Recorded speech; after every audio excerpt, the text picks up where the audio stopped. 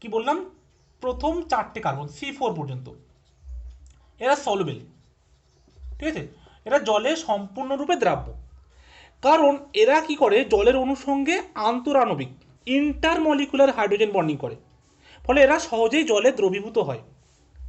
দেখো intermolecular hydrogen বন্ডিংটা আমি একবার দেখাচ্ছি। দেখো সাপোজ ধরো তুমি কোনো কার্বক্সিলিক অ্যাসিডকে জলে দিয়েছো, তাহলে অক্সিজেনটা কি হয়, ডেল মাইনাস হয়, হাইড্রোজেনগুলো ডেল প্লাস হয়, তাই তো? এরকমভাবে থাকে। এবার আমরা কার্বক্সিলিক অ্যাসিডগুলো দেবো। দেখো আর bond C, double bond O bond H, অক্সিজেনগুলো সবসময় ডেল মাইনাস, ঠিক আছে, হাইড্রোজেন ডেল প্লাস। এখানে আবার লিখছি ও বন্ড এইচ, ঠিক আছে। আমরা এখানে আবার একটা কার্বক্সিলিক অ্যাসিড লিখবো সির সাথে, তাহলে এখানে দেবো ডবল বন্ড ও, এখানে সাপোজ দিলাম আর, ঠিক আছে। তাহলে এটাও ডেল মাইনাস, আমার এটাও হবে ডেল মাইনাস, এটা ডেল প্লাস। আবার একটা কার্বন দেবো আমরা এখানে O bond H, bond C, single bond R, double bond O, ঠিক আছে। এরকমভাবে থাকবে এটা সাপোজ ধরো। বা যদি আমি এটাকে এভাবে লিখি C double bond O bond OH bond আর, ঠিক আছে। তাহলে দেখো এখানে আমার হবে ডেল মাইনাস, এটাও ডেল মাইনাস, এটা ডেল প্লাস, ঠিক আছে। তাহলে দেখো এই যে ডেল প্লাস ডেল মাইনাসের মধ্যে এখানে হাইড্রোজেন বন্ডিংটা হবে, এটা জলের অণু, ঠিক আছে, এটা H2O। এই কার্বক্সিলিক অ্যাসিডের এই হাইড্রোজেন আর অক্সিজেনের সাথে হাইড্রোজেন বন্ডিং, এখানেও এই কার্বক্সিলিক অ্যাসিড আর জলের সাথে হাইড্রোজেন বন্ডিং, ঠিক আছে। তাহলে এই হাইড্রোজেন বন্ডিংয়ের কারণেই কিন্তু আমাদের কি হবে, C4 পর্যন্ত, মানে যে সমস্ত লোয়ার কার্বক্সিলিক অ্যাসিডগুলো আছে তারা কিন্তু এই ইন্টারমলিকুলার হাইড্রোজেন বন্ডিংয়ের জন্য ওয়াটারে সলুবেল। কিন্তু যখন আমরা হায়ার নাম্বার কার্বন নেব, মানে C4 এর থেকে অনেক বেশি নেব, তখন কী হবে, কার্বক্সিলিক অ্যাসিডের আণবিক গুরুত্ব বৃদ্ধি পাবে। আণবিক গুরুত্ব বৃদ্ধির সঙ্গে সঙ্গে কার্বক্সিলিক অ্যাসিডের অণুতে অ্যালকিল গ্রুপের আকারও বৃদ্ধি পাবে, ঠিক আছে। এই যে অ্যালকিল গ্রুপগুলো আছে, এই অ্যালকিল গ্রুপের আকারও কিন্তু অনেক বৃদ্ধি পাবে। যার সাথে সাথে কী হবে, অ্যালকিল গ্রুপগুলো কী হয়, অ্যাকচুয়ালি অ্যালকিল গ্রুপগুলো নন পোলার হাইড্রোকার্বন অংশ, ঠিক আছে। এবার নন পোলার হাইড্রোকার্বন অংশ এই জন্যই কিন্তু ওদের দ্রাব্যতা কমে যায়, কারণ হাইড্রোকার্বন পার্টগুলো কী হয়, এদের জলের প্রতি আসক্তি অনেকটা কম হয়, তার জন্য তো এটা জলে অদ্রাব্য হয়। বুঝা যাচ্ছে? আমি বলছি যে যত অ্যালকিল গ্রুপের সংখ্যা বাড়বে, মানে হাইড্রোকার্বন পার্ট যত বাড়বে, এবার যেহেতু হাইড্রোকার্বন পার্টগুলো জলের প্রতি আসক্তি অনেক কম, আর এরা এই আসক্তি কম হওয়ার জন্যই কিন্তু এদের জলের দ্রাব্যতা, হায়ার নাম্বার অফ কার্বনে জল দ্রাব্যতা কম হয়, ঠিক আছে। মনে থাকবে, লিখে রাখো একটু, যে যখন আমরা হায়ার কার্বক্সিলিক অ্যাসিড নেবো তারা লেস সলুবল, তার কারণ কি না, হাইড্রোফোবিক হাইড্রোকার্বন পার্ট, ঠিক আছে, যে হাইড্রোকার্বন পার্টগুলো থাকে তারা হাইড্রোফোবিক হয়, হাইড্রোফোবিক হয়, ঠিক আছে। আর হাইড্রোফোবিক মানে বুঝতে পারছো, তাদের জলের প্রতি আসক্তি অনেকটা কম হয়, যার জন্য ওয়াটার লেস সলুবল হয়, ঠিক আছে। এটা কারা না, গ্রেটার দ্যান C4 যুক্ত কার্বক্সিলিক অ্যাসিডটা, হায়ার কার্বক্সিলিক অ্যাসিড, ঠিক আছে।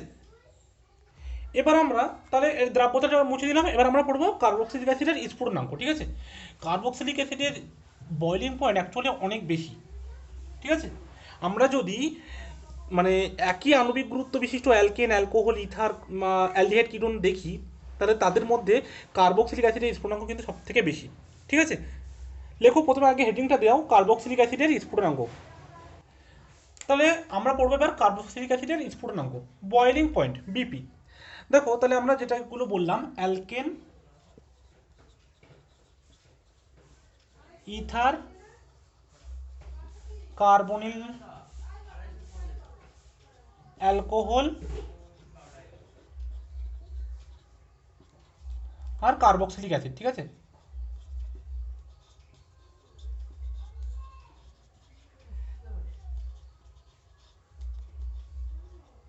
তাহলে আমরা যদি এদের অর্ডার দেখি, তাহলে তাদের মধ্যে কার্বক্সিলিক অ্যাসিডের স্ফুটনাঙ্ক সব থেকে বেশি, তারপরে অ্যালকোহল, তারপরে যে সমস্ত কার্বনিল যৌগ আছে তাদের, তারপরে ইথার, আর অ্যালকেনের সব থেকে কম।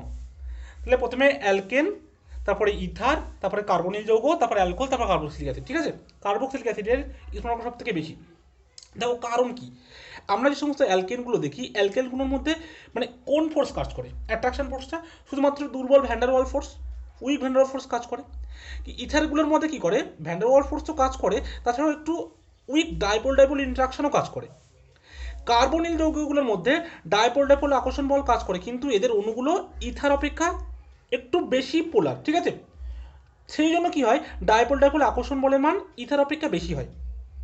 আর অ্যালকোহল আর কার্বক্সিলিক অ্যাসিড উভয় শ্রেণীর যৌগই কিন্তু ইন্টারমলিকুলার হাইড্রোজেন বন্ডিং শো করে, কিন্তু কার্বক্সিলিক অ্যাসিডের ওইচ গ্রুপের পোলারিটি অ্যালকোহলের থেকে অনেক বেশি, তাই কার্বক্সিলিক অ্যাসিডের ক্ষেত্রে কিন্তু উৎপন্ন হাইড্রোজেন বন্ডিংটা অনেক বেশি শক্তিশালী। এবং কার্বক্সিলিক অ্যাসিডের হাইড্রোজেন বন্ডিংটা এত শক্তিশালী যে এটি বাষ্পীয় অবস্থায়, মানে আমরা যদি কার্বক্সিলিক অ্যাসিডের বাষ্পীয় অবস্থায়ও দেখি ভেপার ফেজে, সেখানেও কিন্তু কার্বক্সিলিক অ্যাসিডটা একটা ডাইমার রূপে অবস্থান করে এবং ডাইমারগুলিতে রেজোনেন্স সৃষ্টি করে। আর এই রেজোনেন্সের ফলেই কিন্তু হাইড্রোজেন বন্ডিংটা আরও বেশি শক্তিশালী হয়। সেই জন্যই কিন্তু কার্বক্সিলিক অ্যাসিডের স্ফুটনাঙ্ক এই এতগুলো যেগুলো বললাম তাদের সবার থেকে অনেক বেশি হয়। দেখো আমি ডাইমারটা একবার স্ট্রাকচারটা আঁকছি, তাহলে তোমরা আরও খুব সহজে বুঝতে পারবে। মেইনলি আমরা যদি এই দুটোর মধ্যে তুলনা করি, ঠিক আছে, এগুলোর মধ্যে তো তোমার বলে দিলাম। আমরা যদি অ্যালকোহল আর কার্বক্সিলিক অ্যাসিডের মধ্যে হাইড্রোজেন বন্ডিংটা দেখি, দেখো অ্যালকোহল অ্যাকচুয়ালি কি ROH, ঠিক আছে, ROH, ঠিক আছে। তাহলে এদের মধ্যে যে হাইড্রোজেন বন্ডিংটা হবে সেটা হচ্ছে এই অক্সিজেন আর হাইড্রোজেনের মধ্যে এরকম হবে, ঠিক আছে। তারপরে আরও চলতে থাকবে এরকমভাবে, আবার একটা আসবে এরকম। কিন্তু আমরা যদি অ্যাসিড কার্বক্সিলিক অ্যাসিড দেখি, ঠিক আছে, সেখানে দেখো কেমনভাবে হয়, RC⋯OH, ঠিক আছে।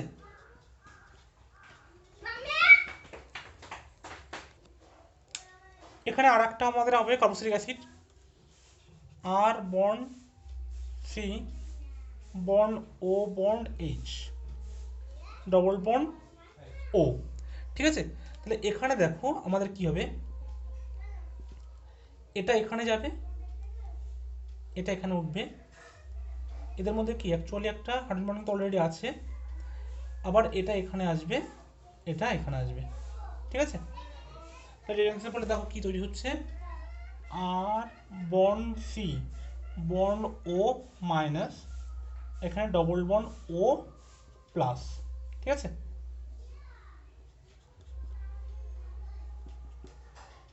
এখানেও তেমন দেখো O⋯C⋯R, এখানে একটা পজিটিভ চার্জ, এখানে ≡O, ঠিক আছে, আর এখানে হচ্ছে তোমার মাইনাস, এদের মধ্যে একটা হাইড্রোজেন বন্ডিং। তাহলে আমরা কি দেখলাম না, বাষ্পীয় অবস্থাতেও কিন্তু এরা ডাইমার রূপে অবস্থা থাকে, ঠিক আছে, ডাইমার অবস্থায় ভেপার ফেজে, ঠিক আছে।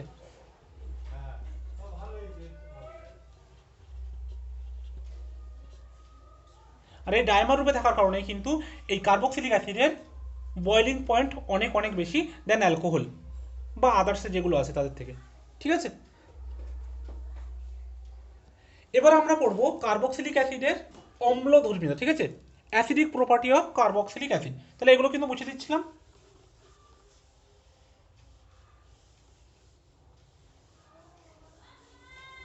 তাহলে আমরা পড়বো এবার অম্লধর্মিতা। তাহলে আমরা এবার কি পড়বো, কার্বক্সিলিক অ্যাসিডের অম্লধর্মিতা।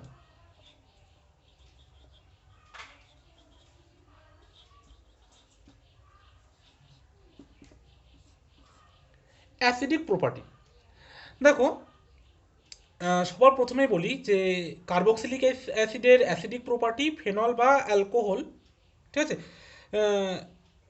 থেকে অনেক বেশি হয়। তার কারণ হচ্ছে আমরা যদি কার্বক্সিলিক অ্যাসিডের সাথে কোনো একটা উইক বেসের রিয়াকশন ঘটাই তাহলে কোনো রিয়াকশন হয়, ঠিক আছে, উইক বেসের সাথে। কিন্তু যদি আমরা অ্যালকোহল বা ফেনলের সাথে কোনো একটা উইক বেস দিই সেক্ষেত্রে কিন্তু রকম রিয়াকশন তেমন দেখায় না, ঠিক আছে, যদিও হয় সেটা খুবই রেয়ার। যেমন ধরো আমরা একটা যে কোনো নর্মাল কার্বক্সিলিক অ্যাসিড বা প্রথমে আমরা যদি বলি, সাপোজ ধরো কোনো আমরা একটা অ্যালকোহল নিলাম, বা যদি কোনো একটা অ্যারোমেটিক অ্যালকোহল মানে ধরো ফেনল, ঠিক আছে, যদি আমরা নিই, তার সাথে যদি কোনো একটা উইক বেস সাপোজ ধরো সোডিয়াম বাইকার্বনেট বা সোডিয়াম কার্বনেটের রিয়াকশান করি, তাহলে দেখবো সেখানে কোনো রিয়াকশান হয় না। কিন্তু যদি আমরা কোনো একটা কার্বক্সিলিক অ্যাসিড নিই, ঠিক আছে, এবং সেই কার্বক্সিলিক অ্যাসিডের সাথে যদি আমরা সোডিয়াম বাইকার্বনেট রিয়াকশান ঘটায়, তাহলে আমরা সেখানে দেখব সোডিয়ামের সল্ট অফ কার্বক্সিলিক অ্যাসিড উৎপন্ন হবে এবং কার্বন ডাইঅক্সাইড নির্গত হবে। ঠিক আছে, বা যদি এটাই আমরা এই রিয়াকশানটা যদি আমরা সোডিয়াম কার্বনের সাথে করি, তাহলে আমাদের sodium salt of carboxylic acid আর কার্বন ডাইঅক্সাইড কিন্তু বার হবে। ঠিক আছে, জাস্ট এটাকে একটু ব্যালেন্স করে নিতে হবে।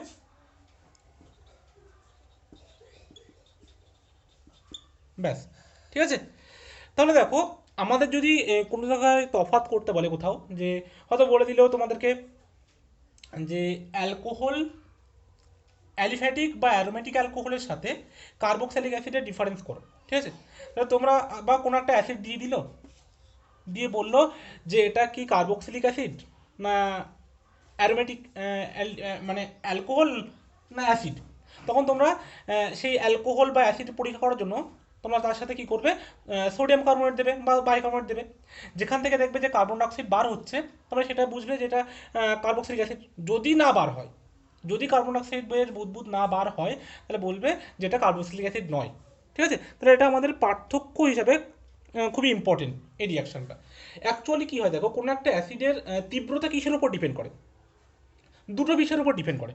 এটা আমি মুছে দিলাম। ঠিক আছে, এটার সাথে আমরা কী করতে হবে, পার্থক্য নিরূপণ করতে পারবো যে কার্বক্সিলিক অ্যাসিডের সাথে অ্যালকোহলের বা ফেনলের পার্থক্য। ঠিক আছে, এবার আমরা যদি অ্যাসিডিক প্রপার্টি সম্পর্কে পড়ি, কোনো একটা অ্যাসিডের তীব্রতা দুটো বিষয়ের উপর ডিপেন্ড করে। এক হচ্ছে যে সে কত ইজিলি প্রোটন ডোনেট করে। ঠিক আছে, আর দু নম্বর কি, প্রোটন ডোনেট করার পর যে অনুবন্ধী মানে কনজুগেট বেসটা তৈরি হয় তার স্টেবিলিটি কেমন। ঠিক আছে, stability of the conjugate base.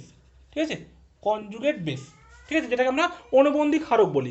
অনুবন্ধী ক্ষারকের স্থায়িত্ব কত, বা যে আয়নটা উৎপন্ন হচ্ছে এই H প্লাস প্রোটন ত্যাগ করার পরে তার স্থায়িত্ব কেমন, এই দুটো জিনিসের উপর ডিপেন্ড করে। ঠিক আছে, তো সেটা দিয়েও কিন্তু আমরা অ্যাসিডিক নেচারটা ব্যাখ্যা করতে পারি। দেখো, প্রথমে আমরা অ্যালকোহল নেব। ঠিক আছে,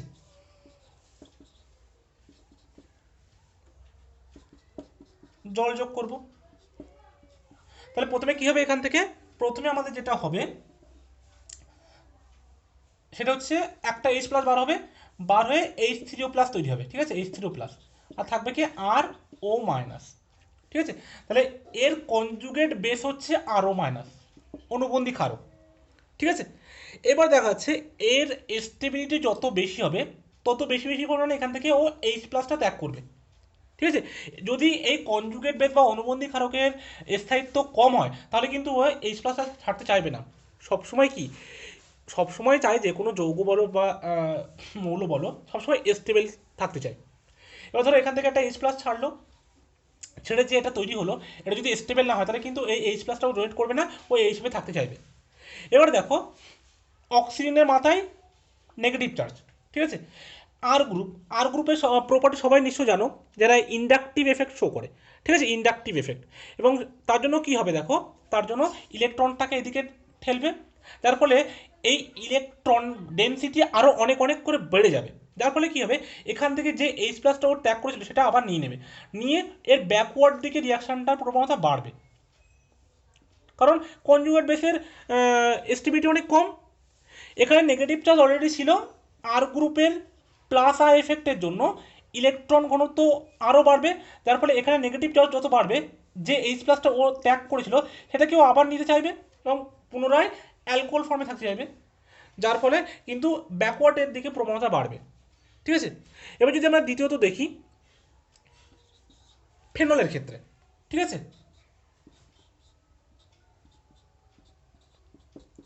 এখানে আমরা জল দেব, দেওয়ার ফলে এখানেও H3O প্লাস তৈরি হবে, H প্লাস ডোনেট করার পরে জলে, আর তৈরি হবে ফেনক্সাইড আয়ন। ঠিক আছে, এটার নাম ফেনক্সাইড আয়ন। এবং তোমরা সবাই কম বেশি পড়েছো যে ফেনক্সাইড আয়নটা রেজোনেন্স স্টেবিলিটি শো করে। ঠিক আছে, রেজোনেন্স শো করে, রেজোনেন্স শো করার ফলে প্রথমে এই বন্ডটা এখানে আসে, এটা এখানে চলে যায়, তারপরে আবার এখানে আসে, তারপর আবার এখান থেকে আবার এখানে আসে। মানে কি, আমরা যদি এদের হাইব্রিড স্ট্রাকচার দেখতে চাই, ঠিক আছে, রেজোনেন্স হাইব্রিড, তাহলে স্ট্রাকচারটা কেমন হবে দেখো। আমি প্রত্যেকটা রেজোনেন্স স্ট্রাকচার কিন্তু দেখালাম না। ঠিক আছে, না দেখাতে হবে? আশা করি তোমরা সবাই পারবে, যদি না পারো তাহলে বলবে, তোমাদেরকে দেখিয়ে দেবো। আচ্ছা এখানে দেখিয়ে দিই।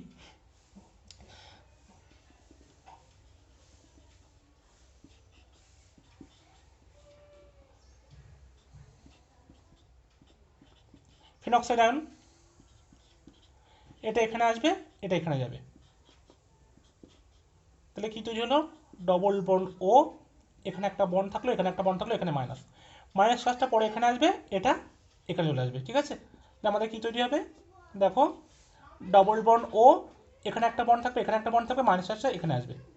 তারপরে আবার কি হবে, এটা এখানে যাবে, এটা এখানে উঠে যাবে। ঠিক আছে, তাহলে দেখো কি তৈরি হবে, এখানে যেটা তৈরি হবে ডবল বন্ড ও, এখানে তো অলরেডি একটা বন্ড ছিল, এখানে চলে আসবে বন্ড, আর মাইনাস চার্জটা এখানে চলে আসবে। তারপরে গিয়ে কী হবে দেখো, তারপরে এই বন্ডটা এখানে যাবে, এটা এখানে উঠে আসবে, গিয়ে আবার কিন্তু এই স্ট্রাকচারে ফিরে যাবে। ঠিক আছে, তাহলে দেখো মাইনাস চার্জটা কোথায় আসছে, আমরা যদি রেজোনেন্স হাইব্রিডটা আঁকি, এটা হচ্ছে রেজোনেন্স হাইব্রিড,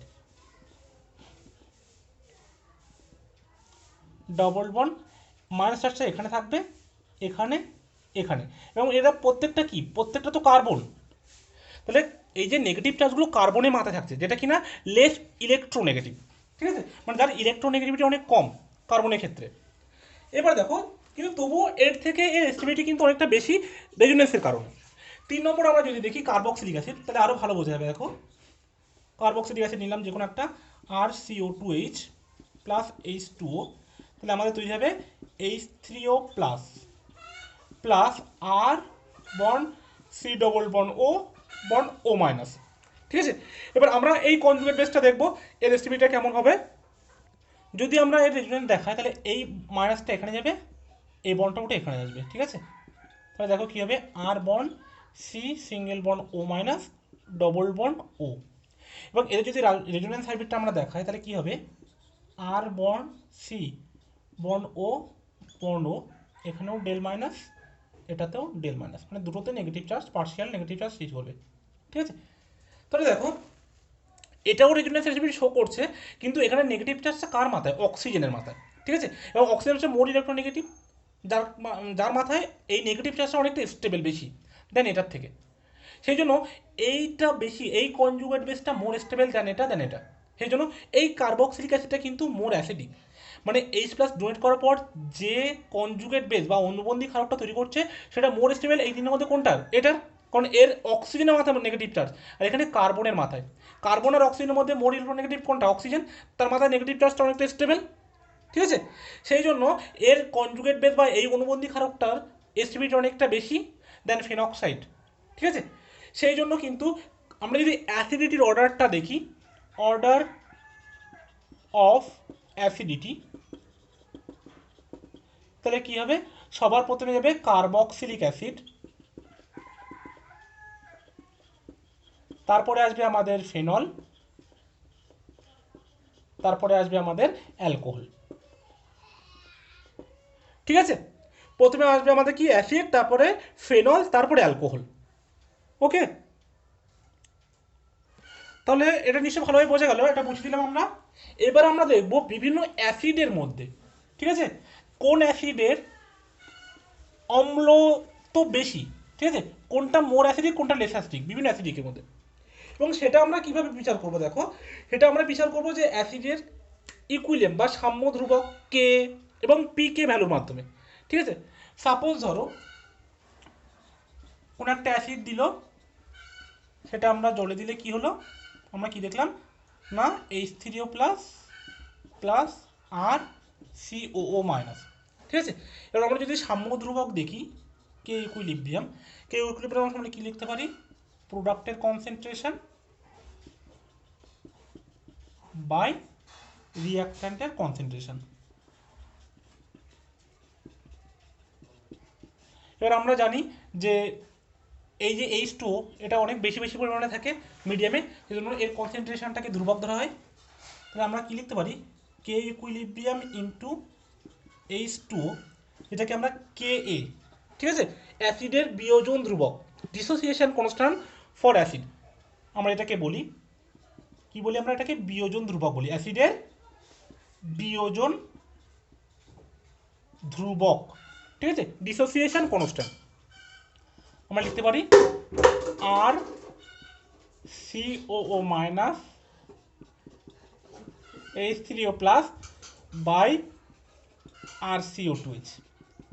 ঠিক আছে, তাহলে আমরা এখান থেকে কি দেখতে পাচ্ছি, দেখো এই কে যেটা আছে সেটার সাথে এই যে H3O প্লাস এটা ডিরেক্টলি প্রপোর্শনাল। ঠিক আছে, কেটা directly proportional to concentration of H3O plus, মানে H3O প্লাসের কনসেন্ট্রেশন যত বাড়বে তার কে তত বাড়বে, তার অ্যাসিডিটি তত বাড়বে।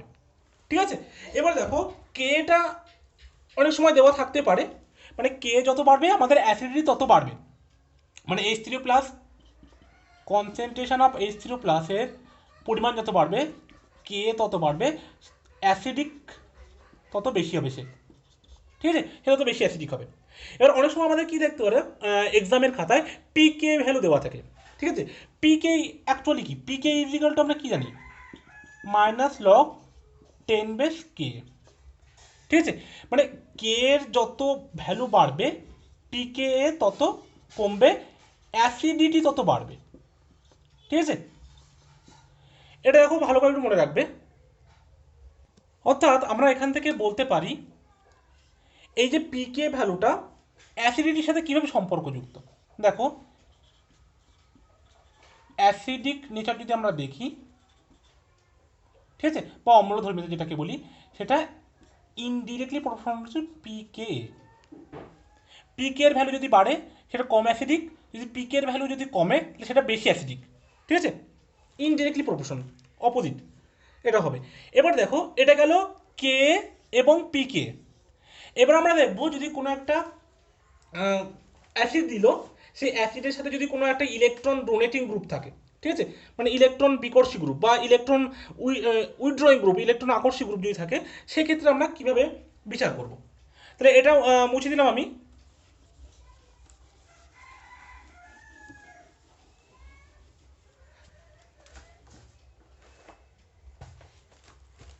সাপোজ ধরো কোনো একটা অ্যাসিড দিয়েছে CO2 মাইনাস, যেটা H প্লাস ডোনেট করার পরে তৈরি হলো, এবং তার সাথে যে গ্রুপটা আছে সেটা থাকা হচ্ছে ইলেকট্রন বিকর্ষী গ্রুপ। ঠিক আছে, আর একটা দিয়েছি ইলেকট্রন উইথড্রয়িং গ্রুপ, যেটা কি ইলেকট্রন আকর্ষী গ্রুপ আমরা বলি, COO মাইনাস H প্লাস। এবারে দেখো ইলেকট্রন ডোনেটিং গ্রুপ তার মানে কি, তার মানে হচ্ছে সেই ইলেকট্রনটাকে এদিকে পুশ করবে। ঠিক আছে, পুশ করার ফলে কি হবে, এখানে এই মাইনাস চার্জের ডেন্সিটিটা বাড়বে, যার ফলে কি হবে এই H প্লাসটা আবার এখানে এসে যুক্ত হওয়ার প্রবণতা বাড়বে। ইলেকট্রন উইথড্রয়িং গ্রুপ মানে কি, ইলেকট্রন আকর্ষী গ্রুপ, মানে এই ইলেকট্রনগুলো এদিকে টেনে নেবে, যার ফলে এখানে মাইনাস চার্জের ডেন্সিটিটা অনেকটা কমিয়ে দেবে, যার ফলে সে কি করবে এই H প্লাস নেওয়ার প্রবণতা আর দেখাবে না, মানে এই ইজিলি H প্লাসটাকে রোধ করবে, যার ফলে এদের অ্যাসিডিটি অনেক বেশি হবে আর এদের অ্যাসিডিটি তুলনামূলক কম হবে। ঠিক আছে, অ্যাসিডিটি এদের কম হবে আর এদের অ্যাসিডিটিটা বাড়বে। ঠিক আছে, যদি উইথড্রয়িং গ্রুপ থাকে। এবার ইলেকট্রন উইথড্রয়িং গ্রুপ বুঝতে পারছো, বিভিন্ন ইলেকট্রোনেগেটিভ গ্রুপ যে সমস্ত আছে, CF3, NO2, CN। ঠিক আছে, কী কী আছে আমি বললাম, CF3, NO2, CN, বিভিন্ন halogen group, fluorine, chlorine, bromine, iodine. ঠিক আছে, বিভিন্ন তোমার ফিনাইল গ্রুপও থাকতে পারে। ঠিক আছে, এগুলো হচ্ছে ইলেকট্রন উইথড্রয়িং গ্রুপ। আর কি আছে, ফিনাইল গ্রুপ বিভিন্ন। যদি এরা থাকে, এরা হচ্ছে তোমার যে কোনো একটা অ্যাসিডের অ্যাসিডিটিকে বাড়িয়ে দেয়। ইলেকট্রন ডোনেটিং গ্রুপ কারা, যারা প্লাস আই এফেক্ট দেখায়, যেমন মিথাইল, ইথাইল। ঠিক আছে, এরা। তাহলে এই হচ্ছে আমাদের, যদি কোনো একাধিক কার্বক্সিলিক অ্যাসিড দেয় তাদের মধ্যে যদি অ্যাসিডিটি তুলনা করতে দেয়, তাহলে আমরা কিন্তু এই এফেক্টগুলো দেখব এবং তার সাপেক্ষে কিন্তু লিখব। ঠিক আছে, তো নেক্সট দিন আমরা দেখব বিভিন্ন কোশ্চেন দেখাবো, বিভিন্ন কার্বক্সিলিক অ্যাসিড দেবো, তাদের মধ্যে কার অ্যাসিডিটি বেশি কার কম সেগুলো দেখবো। ঠিক আছে, কোথাও তোমাদের পিকে ভ্যালু দেওয়া থাকবে, কোথাও দেখা যাচ্ছে কোনো কার্বক্সিলিক অ্যাসিডের সাথে তোমাদের ইলেকট্রন বিকর্ষী গ্রুপ দিল, কোনো একটা কার্বক্সিলিক অ্যাসিডের সাথে ইলেকট্রন আকর্ষী গ্রুপ দিল, দিয়ে বললো যে বিচার করো যে এদের মধ্যে কার অ্যাসিডিটি বেশি কার অ্যাসিডিটি কম। ঠিক আছে, তাহলে আমরা নেক্সট দিন এর সম্পর্কে যত কোশ্চেন আছে সেটা নিয়ে আলোচনা করবো। ঠিক আছে, তো আজকে আপাতত এই পর্যন্ত রাখছি, নেক্সট দিন আবার দেখাবে। ঠিক আছে।